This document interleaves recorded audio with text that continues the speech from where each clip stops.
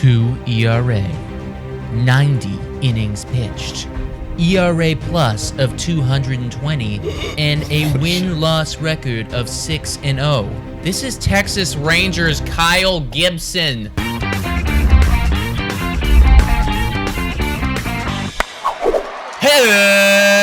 Hello, everybody, and welcome to Blue Jays Today, where we always have something to say about your Toronto Blue Jays. I'm your host, Nicholas Playlog. And I'm your host, Adam Peddle. And today, guys, we got another trade kind of predict. Should we trade for this dude? The dude today is Kyle Gibson, your AL ERA leader. Should we trade for him? We're about to get into it. Before we get into it, make sure to like, comment, subscribe. And this video is brought to you by Manscaped and Monkey Knife Fight. Today, JAYS is the code if you want to get some discounts and deals that are going to be popping up throughout the video. And as well, guys, Patreon, it's $3 a month. You can come support the show, come on the show while we're drinking during our wine on wine. All right, guys, so Kyle Gibson. Nicholas, tell me a little about Kyle Gibson. Why are we even talking about this guy? What team does he play for? Let's hear it. 2 ERA, 90 innings pitched, ERA plus of 220, and a win-loss record of 6-0. Garrett Cole, Jacob deGrom, Max Scherzer. No, this is Texas Rangers' Kyle Gibson that we are talking about here. He is having an ungodly season right now, guys. Way far and above what he has done in his career, and it really feels like he's figured something out. And I mean, what blew me away was the 6-0 record. Yeah, right? On Texas. On Texas, bro. Right. Like, I know that we always say, oh, like, wins, losses, like, yeah, you know, like, for pitchers, doesn't really mean a whole lot. It's a dying stat. But when you are on a horrible team like that, apologies, Texas Rangers. You're you bad. guys You're are going terrible. through a thing right now. You're going through a phase. But when you are on a god-awful team like that, and to come out with a 6-0 record, that really just goes to show you are doing it all right now. He is. He's doing it all. And you're probably asking, what the fuck? Why? How did the Kyle Gibson become a guy? Because his last 2 years, he had a 4.99 ERA. Well, this year, he's made a little bit of an adjustment. And guys, again, if you're Texas Rangers fans, let me know what he did different, more specifically. But based on his baseball savant, it looks like he's upped his cutter usage. Even though his cutter gets hit a shitload, he's upped that. He's dropped the slider usage. They'll never see it coming. Yeah, they do. But he's still getting it out. Sinker, fastball. And what I love about this guy, he's getting really deep in the games. He's averaging 6 innings per game. Highest is 8. So that fits perfectly with a Toronto Blue Jays team that doesn't really want to look at a bullpen too often. I'm so happy that you said that, because I also was looking at the game log and I was like, can this guy go deep? And he 6, definitely 7, can. Like, 6, yeah, like 8. it's always right there. Like, he's always putting up quality starts, and we can see that with 90 innings pitched already. You know, like, this guy's on pace for over 200. That's like full ace material. So with all that being said, I think it's fair to say that the Texas Rangers have to ship this guy this season. You know, like, there shouldn't be any thought in the management's brain right now to not get rid of him, because as of this point, like, his value can never be higher. No, you're right. It can never possibly be higher. And if you guys have seen, like, I made a little video room session talking about the Rangers, talking about how they're doomed for decades, and they are. Sorry again, Rangers fans. But they're not going to start competing next year. And they do have this guy locked down for next year. In fact, he's on a 2-year contract, which is really, really nice. $10 million this year, $7 million next year. If he's figured something out, then from a Toronto Blue Jays standpoint, when we're looking at our pitching staff and we're saying, hey, Ray's doing really good, but I don't know if we have Ray next year. Right. Matz is doing pretty good. I don't know if we have Matz next year. Yeah. Getting a guy like this would really, like, ease some of those concerns. Yeah, and you're getting him on, like you said, just peak value, and you're going to get more trade value come this year, especially because the market's going to be hot. There's a lot of guys looking for an extra starting pitcher, especially the guy who's leading the American League in ERA. Well, that's just such a great stat. It's like You guys want the American League leader in Yeah. ERA? Yeah. Like, that's such a flex. Exactly.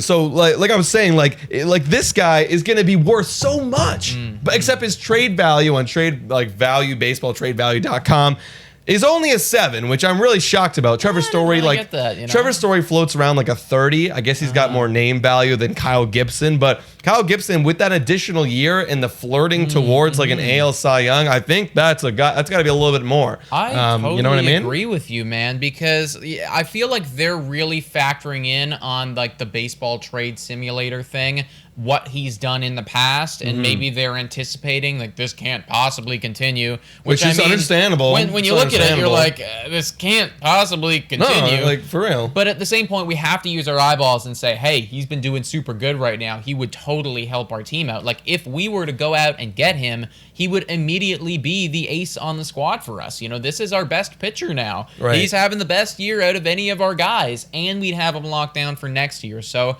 I kind of disagree with that they have a 7 value there, because that means like a mid-tier kind of prospect could kind of get it done, like somebody in your top 10 easily could get it done. I don't think that's factoring in the fact, though, like you said, a bunch of teams are going out. When I looked up this guy's name and then put trade next to it, I saw articles on Mets, Braves, Cubs. Everyone's talking about this guy. Everyone's going to want him. So if we do want to go out and get him, I think we might have to pay up a bit. Exactly. And let's put a little bit of perspective. It's going to be worth more than a trade value of 7. And just give you some perspective of who on our team right now as Blue Jays is currently hovering around that 7 mark. You got Randall Grichuk at 9. Marcus Semien, 9.9. McGuire is at a 6.1. Baracki's at a 4.3. So you can kind of get a little bit of a picture. Adam Kloffenstein's hovering around a 3 right now. So I do think if this is going to happen, for me personally, I'd like to maybe pair up a bunch of kind of lower guys, maybe one kind of middle guy that I'm willing to get rid of, and a lower guy, like maybe a Kloffenstein. And let's say Kirk comes back, Jansen comes back, if they can before the trade deadline. I don't even know if that's possible, but like a McGuire and like a Kloffenstein or something, you know, that kind of value. However, I don't know if Texas would accept that, because if I'm the Texas Rangers management, I don't really want someone who's kind of ready to play now. I want someone kind of a little bit further down the line, like 2013, 2014 ETA, because they got to do a bunch of scouting and redraft a bunch of guys for later, because they got no prospects. Yeah, dude. Well, if they're smart, they will have watched Blue Jays Today's video room session talking about how they're doomed and realize that like the next 2-3 years is not for us. We need somebody later down the line.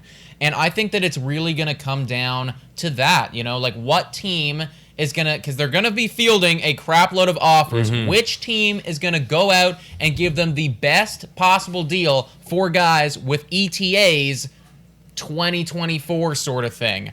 That could be us, and I think I'm kind of down for it if we can do it. Like, if we can spin it in a way where we can make that happen without giving up some of our like crazy big names like Martin or SWR. Like, I don't want to be giving up those guys, but I also don't want to fault Kyle Gibson here and say like, if we had this guy going into the postseason or something. Oh yeah.